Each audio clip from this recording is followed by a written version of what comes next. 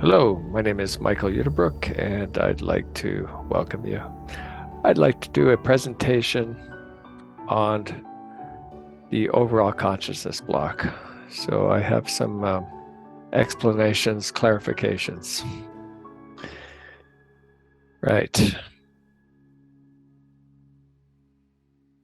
Over the years, I've had several questions concerning the overall consciousness block and the consciousness block. I thought that everything regarding the basics of these terms had been clarified. For example, that the spirit form reincarnates along with the incarnating consciousness block, and that the overall consciousness block remained in the fine material realm. However, I ran into a statement in Billy's book about the fluidal energy, respectively, fluidal powers and other things. And here is a sentence, page 74, 75 of the German-only version. And it states, translated into English, according to the creational law principle regarding the birth of a life form, it is given that a personality, respectively an individuum, is not capable of reincarnation, but rather that this is limited to the spirit form and to the overall consciousness block. So this puzzled me, because I didn't realize or didn't know that the overall consciousness block also reincarnates. As a result, I wrote a letter to Christian Frehner of the FIGU Switzerland group, stating, I have come across a statement in the Fluidal Energy book which makes me again think about the overall consciousness block and its ability to reincarnate, even though it may still remain in its own fine material realm. This is a bit confusing because in Diversicum, the book written by Guido Muspruger, on page 301, it is stated, quote, in the planetary realm of the other world is also found the overall consciousness block, which always remains in the other world, and which creates the individual consciousness blocks. So, what is the correct answer? I haven't looked in Wiedergeburt yet, but I suspect that this is the same as what Guido wrote, if my memory serves me correctly, because in that book it specifically talks about the reincarnation of the spirit form and the incarnation of the consciousness block, and upon death, the consciousness block enters into the overall consciousness block. This question was then discussed with Billy, and Christian then subsequently wrote an article on this topic.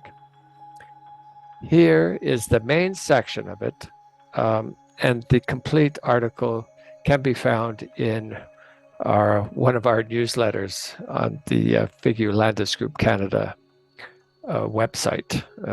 It's one of the later newsletters. Sorry, I don't have that number available right at this moment. I'll put it in the description box. So here we go. Quote, this is what Christian wrote.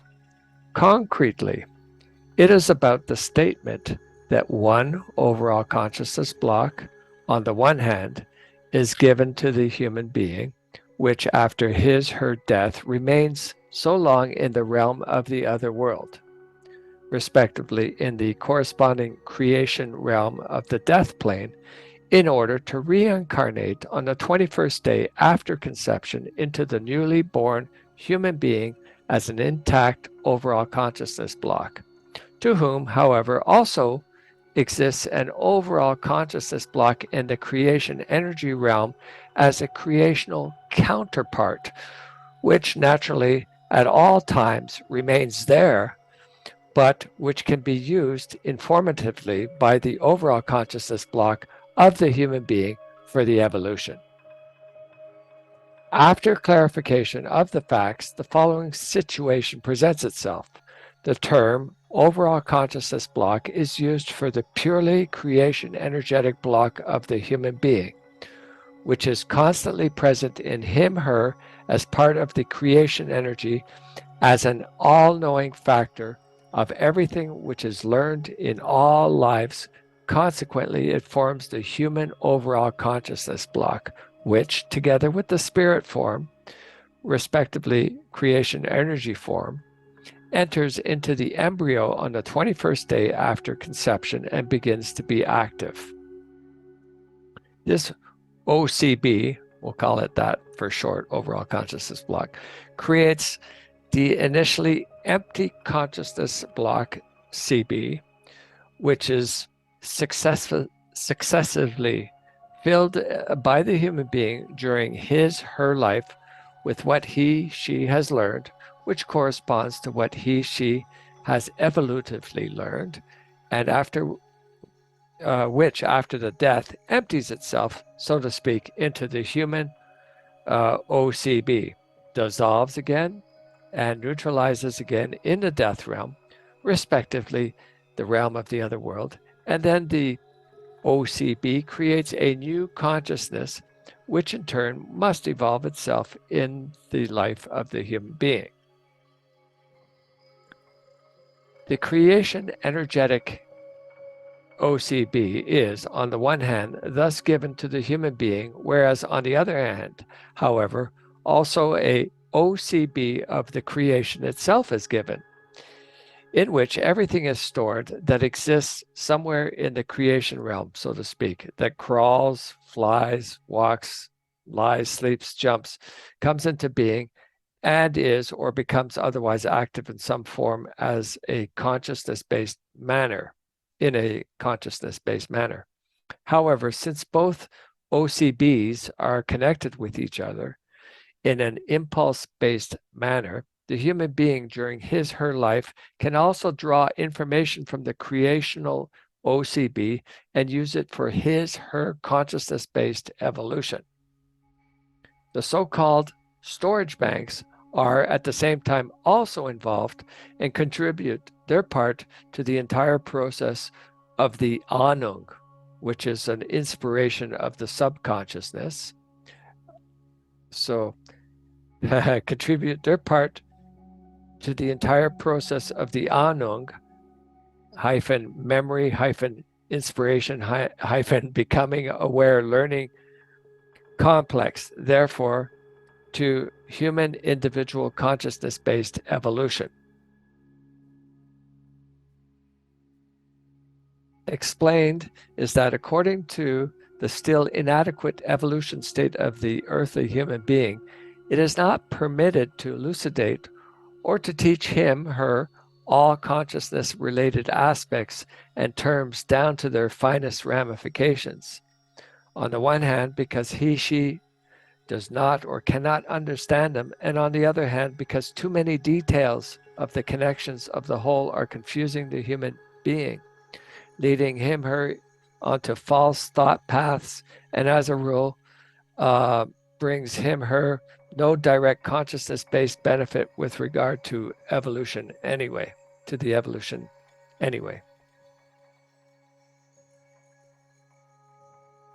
So this little diagram here tries to depict that concept, that there's a creational overall consciousness block, and there's also the human overall consciousness block and the creation energy part piece or spirit form, and these reincarnate into the fetus, and the consciousness block, which is created by the overall consciousness block, incarnates into the fetus. Okay. The 7 foundations of being human. So, Christian goes on to write, instead of concerning oneself in depth with concepts of the primeval origin of the overall consciousness block and the consciousness block, the human being would do better to learn to think rightly and to live according to the creational natural laws and recommendations. This requires that the values of the character are rightly formed according to the ethics, and the behaviors are whipped into shape in this high form, which are then to be brought to bear accordingly in life. What is taught with the teaching, the terms that are used, etc., such as those in the book Ursprung aller Existenz, which is an extract from which is in the book Diversicum, is meant for the human beings far into the future, because truthfully, the present day human being of Earth can practically do nothing concrete with it yet.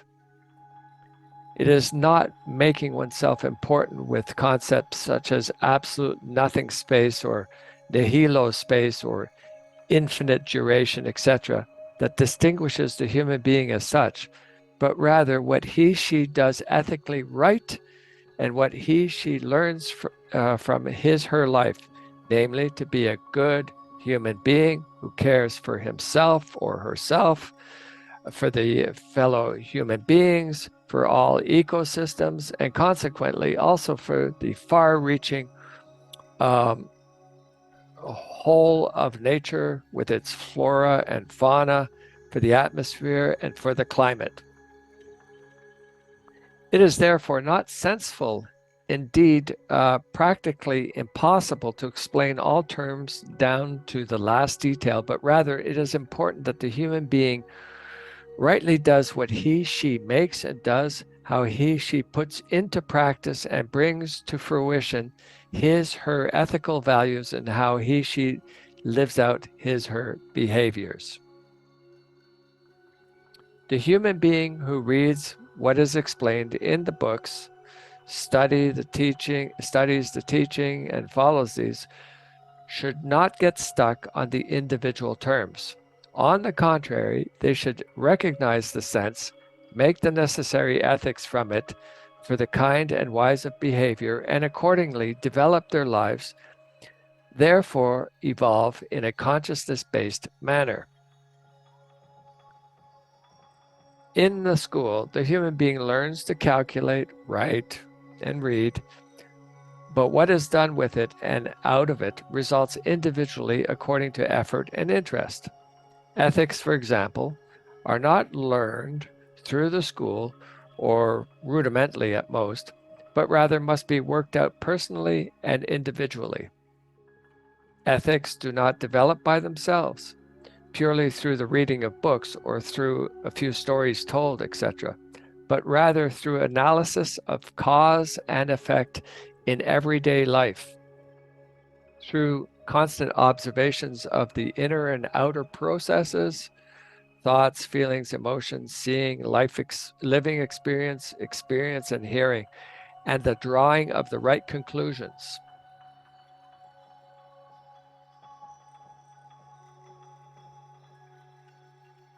All right.